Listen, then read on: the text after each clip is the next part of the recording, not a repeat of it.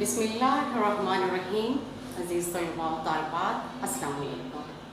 میں Mrs Hafsa Affar, senior teacher, مطالعہ Pakistan, divisional public school چیچا وطن سے مخاطب ہوں. عزیز طلباء، جیسا کہ آپ جانتے ہیں کہ کرونا وائرس وبا کی وجہ سے پورا ملک جزوی طور پر لاک ڈاؤن کا شکار ہے. یہ لاک ڈاؤن آپ کی تعلیم کے آڑے نہ آئے، اس سلسلے میں ہم نے آپ کے آن لائن کلاسز کا سلسلہ شروع کیا ہے. ہم امید کرتے ہیں کہ ہماری یہ کاوش آپ کو پسند آئے گی اور یہ آپ کے لیے مفید و معاون ہوگی. تو آئیے چلتے ہیں آج کے سبق کی طرف. آج کا ہمارا سبق ہے یحییٰ خان کا دور حکومت 1969 سے 1971. پہلے تھوڑا سا یحییٰ خان کے بارے میں آپ کو ان کا تعارف کروا دوں، اس کے بعد لیکچر میں آگے بڑھتے ہیں. جنرل آغا محمد یحییٰ خان 4 فروری 1917 تا 10 اگست 1980 تک کا عرصہ حیات رہے. پاکستان کی بری فوج کے 5ویں سربراہ اور تیسرے صدر مملکت تھے. صدر ایوب خان نے اپنے دور صدارت میں انہیں 1966 میں بری فوج کا سربراہ نامزد کیا. 1969 میں ایوب خان کے استعفے کے بعد عہدہ صدارت بھی سنبھال لیا. یحییٰ خان کے یہ دونوں عہدے سقوط ڈھاکہ کے بعد 20 دسمبر 1971 میں ختم ہوئے، جس کے بعد انہیں طویل عرصے تک نظر بند بھی کیا گیا. صدر جنرل ایوب خان نے قریباً 10 سال حکومت کی اور ان کے دور میں کئی اصلاحات نافذ ہوئیں اور ملک نے صنعتی میدان میں کافی ترقی کی. آئین کی روح سے تمام اختیارات صدر پاکستان کے پاس تھے. جنرل ایوب خان کی حکومت کے خلاف عوام نے زبردست تحریک چلائی اور حالات ان کے کنٹرول سے باہر ہونے لگے. ان حالات کے پیش نظر ایک دفعہ پھر ملک میں مارشل لا نافذ کر دیا گیا.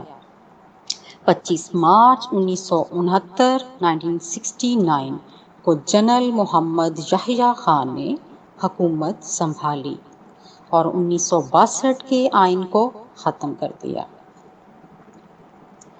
Legal frame work order 1970. صدر پاکستان جنرل محمد یحییٰ خان نے 1970 کے انتخاب کرانے کے لیے ایک آئینی ڈھانچہ لیگل فریم ورک آرڈر کا اعلان کیا، جس کے نمایاں خد و خال درج ذیل ہیں. قومی اسمبلی کی مدت 5 سال اور اس کی نشستوں کی کل تعداد 313 مقرر کی گئی. اسمبلی کا رکن منتخب ہونے کے لیے امیدوار کی عمر کم از کم 25 سال اور ووٹر کی عمر 21 سال سے کم نہ ہو. کوئی شخص بیک وقت ایک سے زیادہ نشستوں پر انتخاب لڑنے کا حق رکھتا ہے. قومی اسمبلی کے لیے پولنگ کی تاریخ 5 اکتوبر اور صوبائی اسمبلی کے لیے 22 اکتوبر 1970 مقرر کی گئی. ملک میں وفاقی طرز حکومت رائج کیا جائے گا اور شہریوں کو تمام بنیادی حقوق فراہم کیے جائیں گے. آئین کے تحت باقاعدہ اختیارات کی تقسیم کی جائے گی اور صوبائی خود مختاری کا مکمل تحفظ کیا جائے گا. عدلیہ کی آزادی کا مکمل احترام کیا جائے گا. عدلیہ عوام کے بنیادی حقوق کی حفاظت کرے گی اور اس کے فیصلوں کی پابندی مرکز اور صوبوں پر لاگو ہوگی. اسلامی نظریہ آئیڈیالوجی پر عمل کیا جائے گا اور سربراہ مملکت صدر کے لیے مسلمان ہونا ضروری ہوگا. قومی اسمبلی تمام فیصلے سادہ اکثریت کے ساتھ کرے گی. اور کورم 100 ارکان اسمبلی پر مشتمل ہوگا۔ اسمبلی کے اراکین کو خیالات کے اظہار کی مکمل آزادی ہوگی اور اسمبلیوں کے اندر کہی ہوئی کسی بات پر اراکین کے خلاف قانونی کارروائی نہ کی جائے گی۔ پاکستان ایک جمہوری ملک ہوگا اور ملک کا پورا نام اسلامی جمہوریہ پاکستان رکھا جائے گا۔ قومی سلامتی کا تحفظ کیا جائے گا اور ملکی سلامتی کو نقصان پہنچانے والے کسی اقدام کی اجازت نہیں دی جائے گی۔ آئندہ کی حکمت عملی کے لیے درج ذیل نکات طے کیے گئے: اسلامی طرز زندگی کا فروغ، اسلام کے اخلاقی اصولوں پر عمل کرنا، پاکستان میں اسلامی اصولوں کے فروغ کے لیے اقدامات کرنا، مسلمانوں کو قرآن اور اسلامیات کی تعلیم کی فراہمی کا بندوبست کرنا۔ لیکچر کو مزید آگے بڑھاتے ہیں۔ انتخابات 1970 کے قومی اسمبلی کے عام انتخابات میں مشرقی پاکستان سے شیخ مجیب الرحمان کی پارٹی عوامی لیگ نے 169 میں سے 167 نشستیں بشمول خواتین کی 7 نشستیں حاصل کی۔ باقی 2 سیٹوں پر نور الامین اور تری دیو رائے کامیاب ہوئے۔ مغربی پاکستان سے ذوالفقار علی بھٹو کی پاکستان پیپلز پارٹی نے 144 میں سے 88 نشستیں بشمول خواتین کی 5 نشستیں حاصل کر کے واضح کامیابی حاصل کی اور باقی نشستیں دوسری سیاسی پارٹیوں نے حاصل کیں۔ انتخابات کے بعد اقتدار کی جنگ نے ایک نئی صورتحال اختیار کی۔ عزیز طلباء، شیخ مجیب الرحمان نے اپنی حکومت کے قیام کے لیے دباؤ ڈالا، جبکہ پیپلز پارٹی نے اس کی بھرپور مخالفت کی۔ جنرل یحییٰ کی اقتدار سے چمٹے رہنے کی خواہش نے حالات کو مزید خراب کر دیا۔ اسی دوران شیخ مجیب الرحمان نے ریاستی معاملات میں عدم تعاون کی تحریک کا اعلان کر دیا۔ جگہ جگہ قتل و غارت، عدم تعاون، ٹیکس کی ادائیگی سے انکار، ہڑتالیں، عدالتوں کا بائیکاٹ اور ملازمین کا کام پر نہ جانا آئے دن کا معمول بن گیا۔ حالات پر قابو پانے کے لیے جنرل ٹکا خان مشرقی پاکستان کا گورنر مقرر کیا گیا، مگر حالات قابو سے باہر ہوتے گئے۔ اسی دوران بھارت کی شہ پر شیخ مجیب الرحمان نے متوازی حکومت قائم کر لی۔ 23 مارچ 1971 کو شیخ مجیب الرحمان نے اپنے گھر پر بنگلہ دیش کا پرچم لہرا دیا۔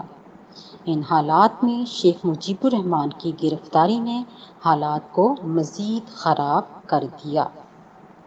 خانہ جنگی اپنے عروج پر پہنچ گئی اور ہندوستان مکمل طور پر عوامی لیگ کی حمایت کر رہا تھا اور اپنے غنڈوں کو مشرقی پاکستان بھیج رہا تھا، جو مکتی باہنی کے کارکنوں سے مل کر پاکستانی فوجیوں اور عام شہریوں کو قتل کروا رہے تھے۔ ہزاروں کی تعداد میں مشرقی پاکستانیوں نے بھارت کی طرف ہجرت شروع کر دی۔ ہندوستان کی حکومت نے مہاجرین کی مدد کا بہانہ بنا کر مشرقی پاکستان پر حملہ کر دیا۔ زمینی اور فضائی رابطہ کٹ جانے اور مقامی لوگوں کے عدم تعاون کی وجہ سے مشرقی پاکستان میں فوری اور مؤثر کارروائی نہ ہو سکی اور ہماری افواج کو مجبوراً ہتھیار ڈالنا پڑے۔ بھارت آخر کار اپنے مقصد میں کامیاب ہو گیا اور مشرقی پاکستان 16 دسمبر 1971 کو ایک الگ وطن بنگلہ دیش کے نام سے دنیا کے نقشے پر نمودار ہوا۔ اس وقت کے ہندوستانی وزیر اعظم نے خوشی کا اظہار کرتے ہوئے کہا کہ آج ہم نے جناح کے پاکستان کو قبرستان میں دفن کر دیا۔ بھارت کے موجودہ وزیر اعظم نریندر مودی نے بھی اس بات کا اعتراف کیا کہ مشرقی پاکستان بنگلہ دیش بنانے میں بھارت کا کردار بہت اہم تھا۔ 70 سالہ بوڑھی تاریخ، اس وطن عزیز کی مٹی پر ہونے والا ایک ایک واقعہ اپنے اندر سموئے ہوئے۔ عزیز طلباء، لیکچر کو مزید آگے بڑھاتے ہیں۔ مشرقی پاکستان کی علیحدگی کے اسباب۔ مشرقی پاکستان وفاق پاکستان کا دایاں بازو تھا۔ یہ بازو اندرونی و بیرونی ریشہ دوانیوں کے سبب، ریشہ دوانیوں کا میں ورڈ پہلے بھی آپ کو اس کے بارے میں بتا چکی ہوں، دوبارہ بتا دیتی ہوں۔ اس کا مطلب ہوتا ہے سازشیں، چالاکیاں، کسی کو نقصان پہنچانا۔ ریشہ دوانیوں کے سبب 1971 میں ہم سے کٹ گیا اور پاکستان دو لخت ہو گیا، یعنی دو ٹکڑے ہو گیا۔ ذیل میں مشرقی پاکستان کی علیحدگی کے اسباب کا ذکر کیا جاتا ہے۔ نمبر 1، ایوب خان کا آمرانہ دور۔ ایوب خان کا 10 سالہ آمرانہ دور پاکستان پر مسلط رہا۔ مستقل طور پر نافذ ہنگامی حالت نے نوکرشاہی کو تحفظ دیے رکھا۔ انہوں نے عوام کو دبا کر رکھنے کی وہ پالیسیاں اختیار کیں جن کے خلاف اندرونی طور پر رد عمل پیدا ہوتا رہا۔ مشرقی پاکستان کے عوام بھی اس صورتحال کو برداشت نہ کر سکے اور علیحدگی پر مجبور ہو گئے۔ قومی قیادت کا فقدان۔ قائد اعظم اور لیاقت علی خان کی وفات کے بعد پاکستان میں محب وطن لیڈرشپ کا فقدان ہو گیا۔ مسلم لیگی قائدین عوام پر حکومت کرنا صرف اپنا حق سمجھتے تھے، جس کے پیش نظر مشرقی پاکستان کی مسلم لیگی وزارت قیام پاکستان کے بعد عوام کا اعتماد حاصل کرنے میں ناکام رہی۔ مسلم لیگی قائدین کا عوام سے مسلسل رابطہ نہ ہونے کی وجہ سے وہ عوامی مسائل کو سمجھ نہ سکے، جو مشرقی پاکستان کی علیحدگی کا ایک سبب تھا۔ اقتصادی بدحالی۔ مشرقی پاکستان ہمیشہ سے اقتصادی طور پر بدحالی کا شکار رہا۔ تقسیم ہند سے پہلے بھی اس کی پسماندگی کا سبب مغربی بنگال کا ہندو صنعت کار اور ہندو زمیندار تھا۔ اب بھی ہندو مشرقی پاکستان کی معیشت پر چھائے ہوئے تھے۔ پوری کوشش کے باوجود بھی یہ پاکستان کے دوسرے صوبوں کے مقابلے میں معاشی طور پر پسماندہ رہا۔ اس سے مقامی آبادی میں احساس محرومی پیدا ہو گیا، جو مشرقی پاکستان کی علیحدگی کی صورت میں نمودار ہوا۔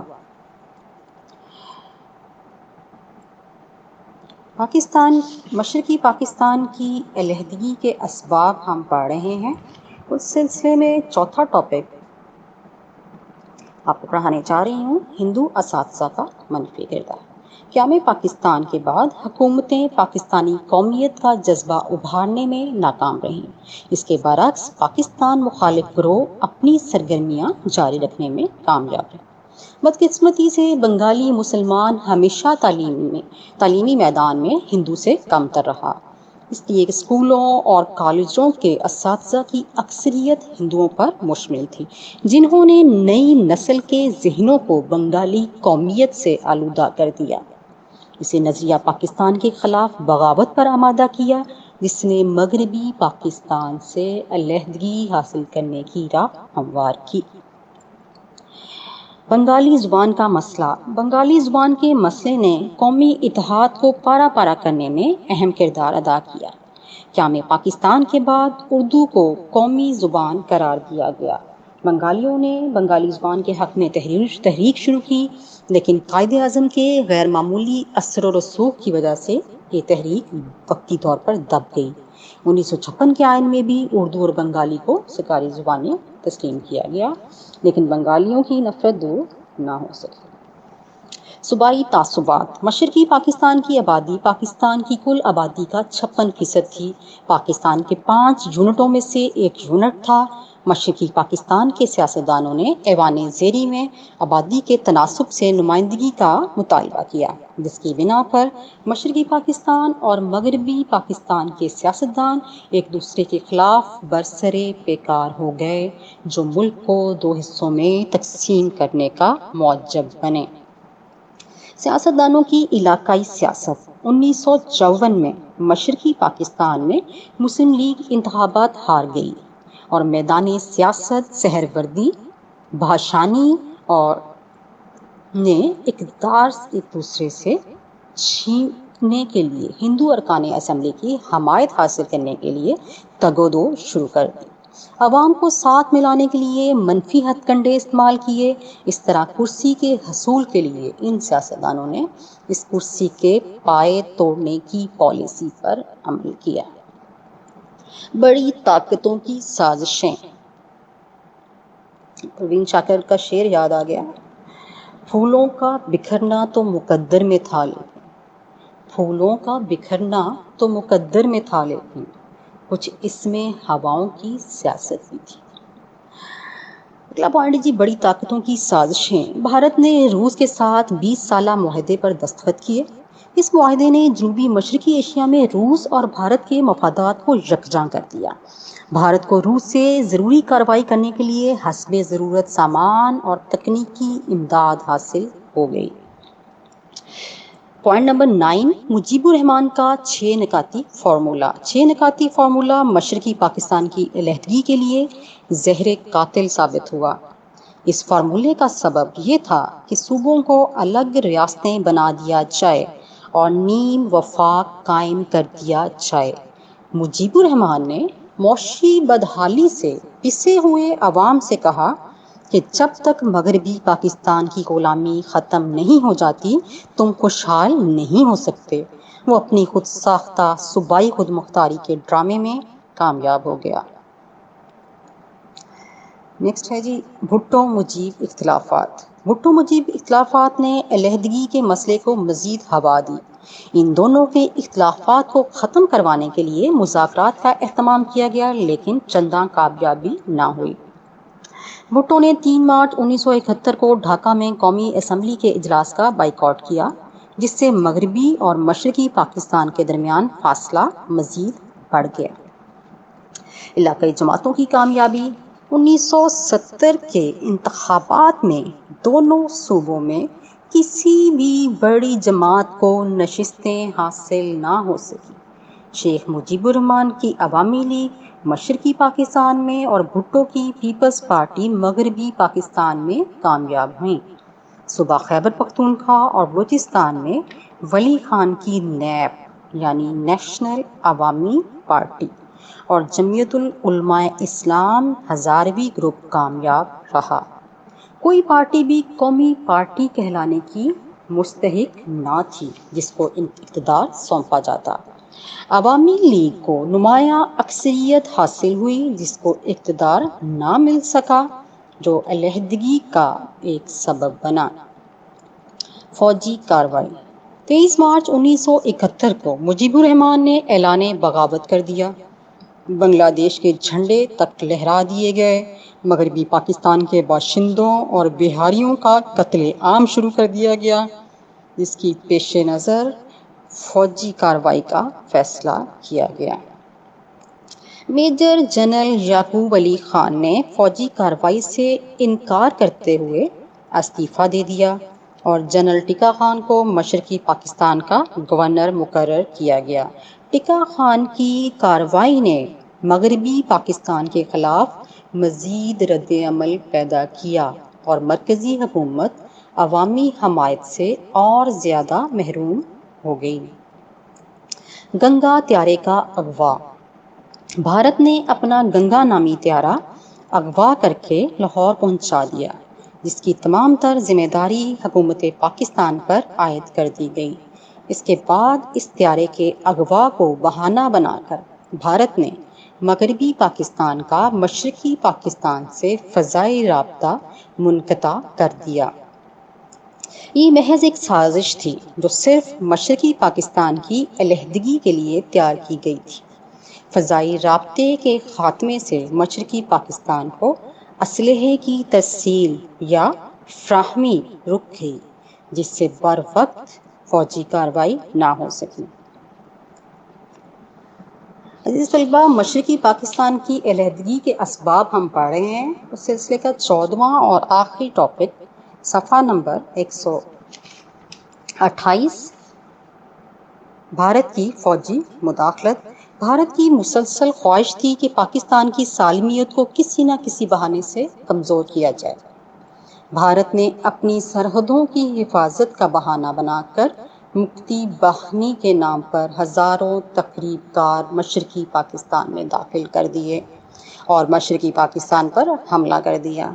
فضائی تحفظ کی عدم موجودگی میں محصور پاکستانی فوج کو شکست کا سامنا کرنا پڑا اور اسے مجبوراً ہتھیار ڈالنا پڑے، جس سے ملک دو لخت ہو گیا۔ عزیز طلباء، بہرحال بنگلہ دیش کا سانیہ ہمیں ہر سال غمگین کر کے چلا جاتا ہے۔